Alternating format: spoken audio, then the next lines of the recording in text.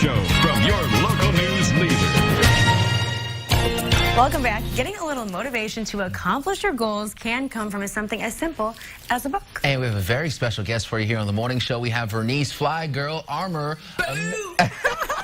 She is America's first African-American female combat pilot. Good morning to you. Good morning. Good morning. So you're a comedian, first of all. I just want everyone to know that She's quite before funny. we start out. She's very funny. So, look, officially unemployed. Totally. I'm working on my gig. Funny and fly. So let me ask you. I like that. Write that down.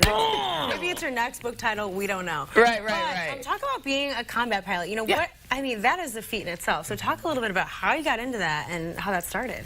Yeah, honestly, I'll make this super quick because it could be stretched out, but I saw a black woman in a flight suit. After already putting it out, I was like, black people don't fly, right? Which is not true. Tuskegee Airmen, Bessie Coleman. But that's what exposure and, you know, so many corporations are doing diversity initiatives and movements. But that's what it's really about, right? Are we giving ourselves access and exposure to the broader opportunities out there, especially the ones we might not necessarily see ourselves in the first place, right? So that was important for your representation. That kind of helped you along in your career. So now, when you talk about being a fighter pilot, what are some of the things you may have learned in that career that has now been able to try to transition into your book and some of the things you talk about? Preparation, discipline, focus. And focus is different from concentration, right? If you think of, orange juice, concentrate, right? They've taken all the extra out and you just have the meat, where focus is you're focusing on that one thing, right?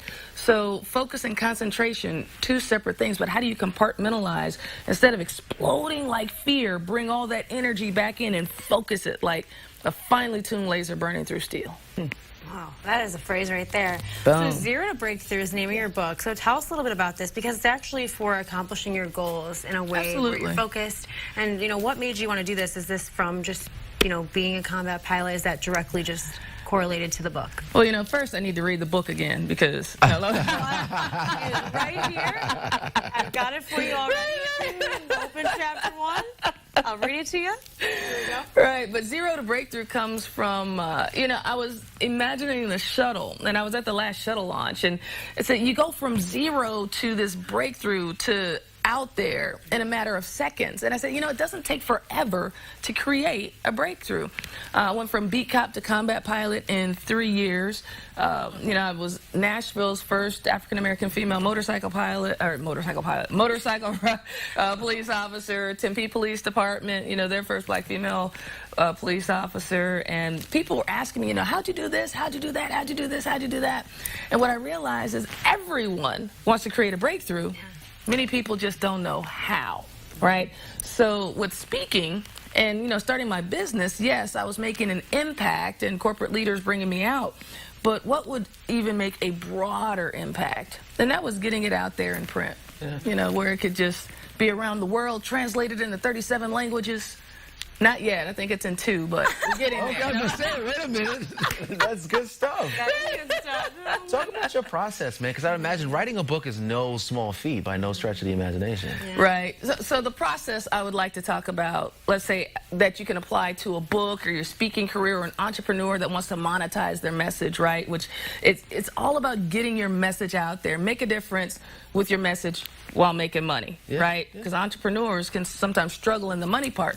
So number 1, you got to focus on your vision. What do you really want? So that's step 1, create your flight plan. Don't think about the how, because that's what knocks people down. Oh, don't know how to do that. Don't have the money for that.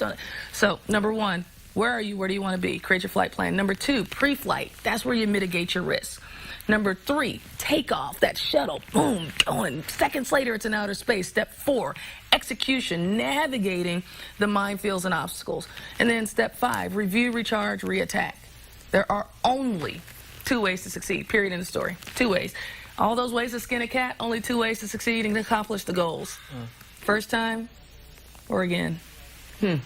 Or again, or however many agains it takes, right? Okay, so as you guys can tell, I'm enamored. I'm into it. So this could probably go on for quite some time. So how can people get your book?